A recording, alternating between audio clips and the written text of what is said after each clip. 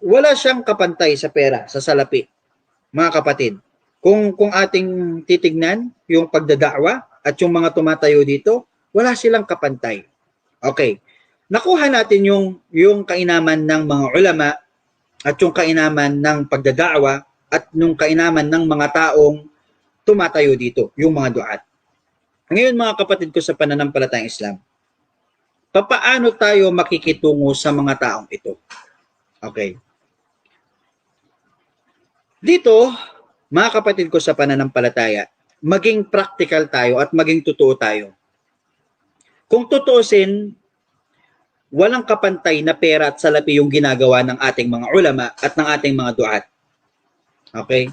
Sapagkat sila yung mga tao na kung saan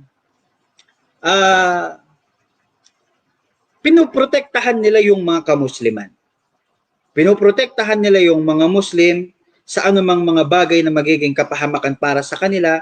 Pinoprotektahan din nila yung pananampalatayang ito sa mga tangkang pagbabago. Sila yung mga nagpuprotekta. Sila yung nagpuprotekta sa dangal ng Allah subhanahu wa ta'ala. Kaya kung tatanungin ninyo ako, mga kapatid ko sa pananampalatayang Islam, walang kapantay na salapi. Kahit ibuhos mo yung pera mo sa kanila para tulungan mo sila, kulang pa rin yun. Kukulangin yun, kapatid ko sa pananampalatayang Islam. Pero papaano natin sila pakikitunguhan? No? Wallahi al-azim mga kapatid sa pananampalatayang Islam, isang experience ko ito, haliyan, sa buhay natin ngayon, nawawalan tayo ng pagpapahalaga sa ating mga ulama at sa ating mga duat. Na kung titignan natin, mga kapatid, buhay ang sinasakripisyo nila. Sino ba yung unang-unang pinagbibintangan kapag mayroong issue sa mga kamusliman? Hindi ba't ang mga ulama natin, ang mga duat natin? Sila yung mga unang nalalagay sa peligro ang buhay. Pero napapansin natin sa mga kamusliman na kulang sila sa pagrespeto sa mga ulama, kulang sila sa pagsuporta sa mga duat, kulang sila sa mga pagbibigay galang. Yung tipong nakikita natin sa pang-araw-araw na hindi na nga natin nasusuportahan yung ating mga ulama sa kanilang pangangailangan at yung mga duat sa kanilang mga pangangailangan, isa pa tayo sa nagbabagsak sa kanila. Kaysa sasabihin natin, bakit hindi ka magtrabaho? Wallahi al-azim, walang problema sa pagtatrabaho. Pero nandito tayo sa punto na ang mga ulama at yung mga duat natin, sila yung tumanggap ng mithaqun khalida. Sila yung tumanggap na malaking, tinanggap na nila yung kasunduan sa Allah subhanahu wa ta'ala. Kumbaga kung sasabihin natin, iniaalay na ng mga ulama at ng mga duat natin yung kanilang buhay para sa pananampalatayang ito, para sa Allah subhanahu wa ta'ala, para maprotektahan kayo. Bakit natin sila uutusan pa na alisin nila yung sarili nila sa field na ito at kunin nila yung pang makamundong bagay na kinuha na nila yung mithaq, kinuha na nila yung malaking kasunduan sa Allah subhanahu wa ta'ala? No? Binanggit natin yung kahalagahan nila ng mga duat, ng mga ulama. At alam ko na alam niyo yun. Marami sa mga kamusliman, alam niyo yun. No? Alam natin yun. Alam natin gaano kahalaga yung mga ulama. Doon lang sa mga binanggit natin, mayroon tayong mga bagay na hindi natin alam. Maliban na lamang yung mga ulama yung nakakaalam nun, malaking puntos na yun para pahalagahan natin sila. Pero bakit nakikita ko, meron akong mga nakakausap, napakaraming mga ulama, napakaraming duat, namamalimos sila sa tao. Nakukuha niyo yung punto ko? Hindi nila dapat gawin yun, mga kapatid. Hindi dapat gawin ng isang alim, ng isang ulama, na mag-please sa tao para tulungan sila. Bagkus ang tao ang kailangan humanap sa kanila para tulungan sila.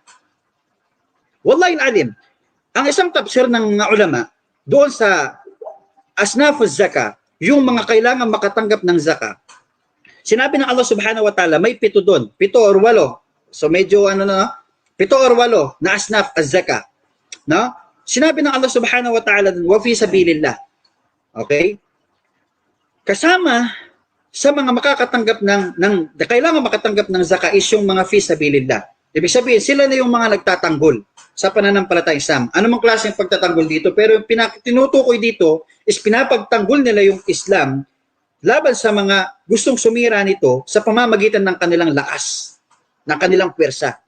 Pero sinabi ng ibang mufassirun, ng ibang mga ulama na nagbigay ng tafsir sa aya na ito, kabilang dito, dalawang bagay para ipagtanggol ang Islam. Kabilang dito yung pagsasalita. Ang mga ulama at ang mga duat natin, kabilang sila sa mga nagsasalita, humaharap sa tao para ipagtanggol, manatili ang Islam sa kadalisayan nito at hindi mayurakan ng tao. So kasama sila sa dapat bigyan ng zakat. Kaya hindi na natin dapat sila hayaan pa. Wallahi al-adim, meron ako nakitang isang sheikh. Allahu yahfadu. Pwede siyang mag-message sa akin kung mapapanood niya ang video na ito. Nagbenta siya ng abaya. Nagbenta siya ng niqab. Hindi ako tutol doon. Hindi ako tutol doon. Pero sa antas ng kanyang kaalaman at pagtuturo sa mga tao, hindi na siya dapat darating sa bagay na yun. Bakit siya dumating sa bagay na yun? Kasi hindi siya pinapahalagahan. Marami sa atin hindi nagpapahalaga. Bakit siya dumating sa punto na aharap siya sa camera? Hindi na da'wa yung sinasabi niya. Ano na? Nagbebenta siya. Hindi ako tutuloy sa ginagawa ng sheikh na yon. Pero bakit siya dumating sa puntong yun? Kasi marami sa mga taong hindi nakakaalam ng kahalagahan ng mga ulama, kahalagahan ng mga duat. Napakarami. Napakaraming duat, napakaraming mga ulama ang nakakausap natin na wala silang makain, pero hindi naman nila maiwan ng da'wa, hindi naman nila maiwan ng pagtuturo sa mga tao. So ano yung pinaka natin? Ano yung pinaka role natin bilang isang mamamayang Muslim? Protektahan natin sila sa pamamagitan ng lahat ng pagpuprotekta na dapat natin ibigay sa kanila. Hindi yung alam lang natin sila pag may kailangan tayo, pag may tanong tayo. Yung mga kapatid nating nakakaluwag, no? Anong gagawin nyo sa mga kayamanan ninyo? Sa mga kapatid ko sa pananampalatayang Islam, sila yung mga taong tumanggap ng malaking tungkulin. At sila yung mga tao na kung saan ay ginugugol na nila yung oras nila. No? Yung mga naunang ulama natin, rahimahumullah, kahabagan nawa sila ng Allah subhanahu wa ta'ala. No? Sila yung mga ulama natin na hindi nga nila alam kung ano yung mga nangyayari sa paligid nila dahil nakatutok sila sa paggawa ng mga aklat. No? Yung mga duat natin. Kaya mga kapatid sa pananampalatayang Islam, pinahalagahan sila ng Allah, pahalagahan mo rin sila. Okay? Napakarami. Parang ang nagiging dating dito mga kapatid ko sa pananampalatayang Islam, yung mga ulama natin, mga duat natin, nagpuprotekta sa Islam at kayo nandiyan lang kayo, namamalimos sila sa inyo. Hahayaan nyo yung mga ulama nyo, mga duat, mamalimos, maghingi ng manghingi, hindi kayo magkusa. Marami kayong kilalang mga ulama. Hindi ko binibilang ang sarili ko sa mga ulama, pero pwede kong sabihin na kasama ang sarili ko sa mga taong nagpuprotekta ng Islam sa pamamagitan ng salita. Hindi ako alim. Hindi ako maalam. Mayroong mas maraming kaalaman sa akin. Subalit, pwede kong sabihin na kasama ako sa nagpuprotekta ng pananampalatayang ito sa pamamagitan ng aking bibig. Napakaraming katulad namin na kulang sa pangangalaga. Nakikita nyo mga post, tulungan nyo kami, ganito, ganyan. Hindi na dapat mangyari sa mga ulama yun, sa mga duat. Nakikita mo na masigasig sila sa pananampalatayang Islam? Tumulong ka, kapatid. Tulungan mo sila. At alam mo ba, kapatid ko sa pananampalatayang Islam, bibigyan kita ng isang hadith na nawa, pumasok ito sa iyong puso. Kahabagang kanawa ng Allah subhanahu wa ta'ala. Okay? Minsan isang araw tinanong ang propeta Muhammad sallallahu alaihi wasallam, "Kila ya Rasulullah?" May nagsabi sa kanya, "O sugo ng Allah, man ahabbun nasi ila Allah?" Sino yung mga kamahal-mahal na tao sa Allah subhanahu wa ta'ala? Qala anfa'uhum linnas. Qala anfa'uhum linnas. Yung mga taong malaki ang benepisyo nila sa kapwa nila tao. Wa inna ahabbal a'mali ila Allah sururun tudkhiluhu ala mu'min. At ang pinakamalaking gawain o kamahal-mahal na gawain na gagawin mo, sururun tudkhiluhu ala mu'min. Kasiyahan ipapasok mo sa puso ng isang mananampalataya. Yung matulungan mo yung mga ulama natin, wallahi meron akong mga kilalang mga ulama na wala silang natatanggap na mga sponsor. Walang tumutulong sa kanila. Meron akong kilalang mga duat na walang tumutulong sa kanila. Dito mga kapatid sa pananampalatayang Islam, papasukin natin yung ating role. Ang role natin dito is paano natin sila matulungan. It's either financial o suportahan natin sila sa mga pangangailangan nila. Yun. Yun ang dapat natin gawin. Tinaas na sila ng Allah. Sila yung tumanggap ng malaking kasunduan sa Allah subhanahu wa ta'ala. Mga mujahidun, yung mga duat, yung mga muallim, yung mga ulama, tinanggap nila yung malaking kasunduan sa Allah. Pinagbili na nila yung kanilang mga puso. Pinagbili na nila yung kanilang mga sarili sa Allah. Nangangako sila na puprotektahan nila ito hanggang sa sila ay datnan ng kamatayan. Ikaw, kapatid kong Muslim, na hindi mo kayang gawin yung ginagawa nila, huwag mo na silang huhusgahan. Huwag mo sabihin na bakit hindi ka magtrabaho? Ang propeta Muhammad sallallahu alaihi wasallam nagtrabaho naman. Hindi naman natin sinasabi na hindi sila pwedeng magtrabaho. Pero yung sinasabi natin dito is yung tulong para sa kanila, ibigay naman natin. Especially sa aya na sinabi natin, yung mga dapat makatanggap ng sadaka o ng zaka, kabilang sila doon. Kabilang yung mga nagpuprotekta doon ng Islam. Kabilang yung mga nagpuprotekta ng Islam sa salita. Oo, kabilang sila doon.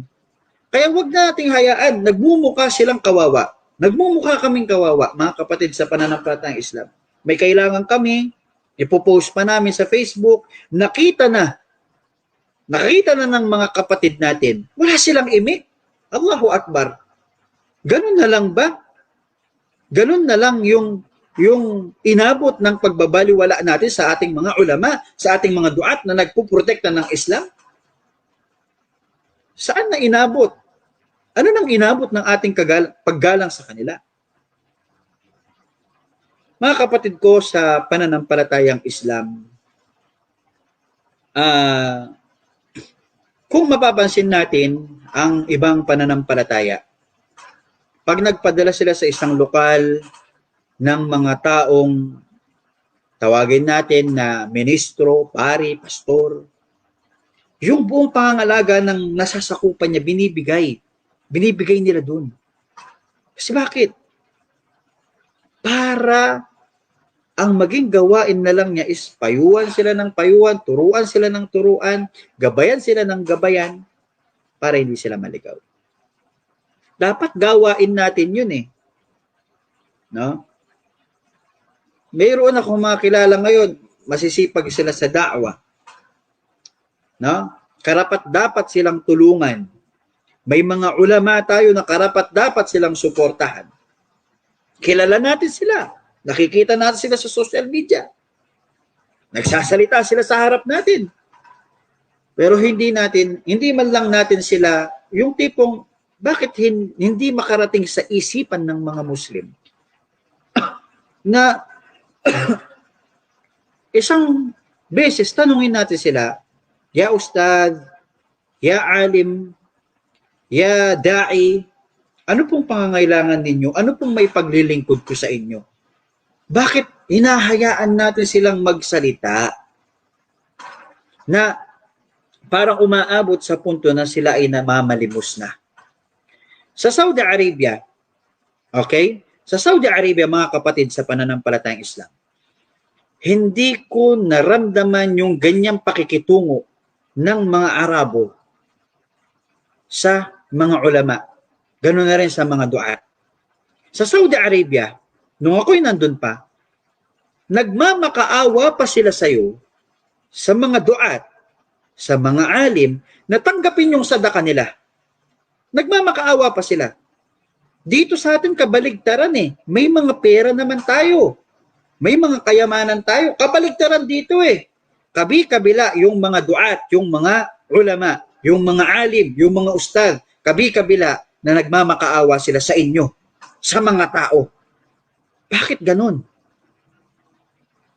Saan na inabot ang ating paggalang sa ating mga ulama, sa ating mga duat? Mga kapatid, buhay namin ang nakasalalay at unang-unang sinisisi kapag may issue tungkol sa mga Muslim, mga ulama, mga ustad, mga alim, no? Alim, mga duat, buhay namin. Tapos ikaw, kapatid ko sa pananampalatayang Islam, suporta sa dua. Kung meron kang financial, meron kang kakayanan, suportahan mo sila. Katulad na lamang ng mga programang ito, dapat ito yung mga tinatanong nyo. Kung meron bang nagsusuporta dito, tanungin nyo sila ng pasikreto. Kung may nagsusuporta ba sa mga ganitong klase ng programa, kasi napakalaking tulong nito sa Islam. No? Kung malaman nyo wala, gumawa kayo ng paraan para makapagsuporta kayo. Ganun yung pagpapahalaga sa mga taong nagpapahalaga sa Islam. Huwag niyong iparamdam sa mga tao na kailangan nyo lang sila pag kinakausap nyo lang sila, tinatanong nyo lang sila kapag kailangan nyo sila. Huwag niyong paramdam sa mga ulama, sa mga duat. Brad, kailangan kita, dawahan mo yung pamilya ko. Pero pag hindi mo siya kailangan, hindi mo siya matanong kung ano pangangailangan niya. Yung programang ito, kung saan tayo naka-live ngayon, natanong niyo na ba sila? Kung mayroong, kung anong kailangan nila para may pagpatuloy yung mga ganitong klase ng programa? Yung mga iba pang katulad namin, na nagbibigay ng kaalaman, nagpuprotekta ng Islam sa pamamagitan ng salita. Nakapagtanong na ba kayo sa amin? Kung ano yung pangangailangan natin para may pagpatuloy natin yung mga ganitong klase ng programa.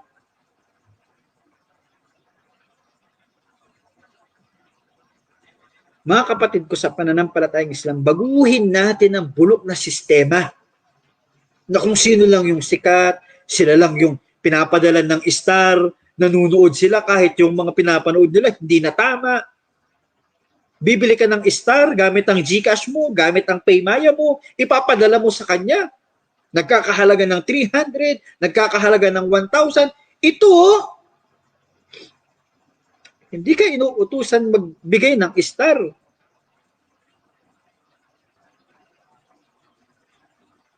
Kaya, mga kapatid, sa pauna nating pananalita, pinakita natin kung paano pinahalagahan ng Allah subhanahu wa ta'ala ang mga ulama, ang mga duat, ang mga nagdada'wa, ang mga nagtuturo. Iparamdam nyo sa kanila na mahalaga sila. Yung iba sa atin, alam nyo lang sila kapag moonsighting. Pag moonsighting na, sabihin natin, i-message nga natin si Ustad, tanungin nga natin kung bukas Ramadan na. Di ba? Aminin man natin sa hindi, ganun ang sistema. Wag, kapatid, sa pananampalatayang Islam, anong gusto nyo sa mga natin? Sa mga ulama natin, sa mga duat natin? Tao rin yan. May pangangailangan sila.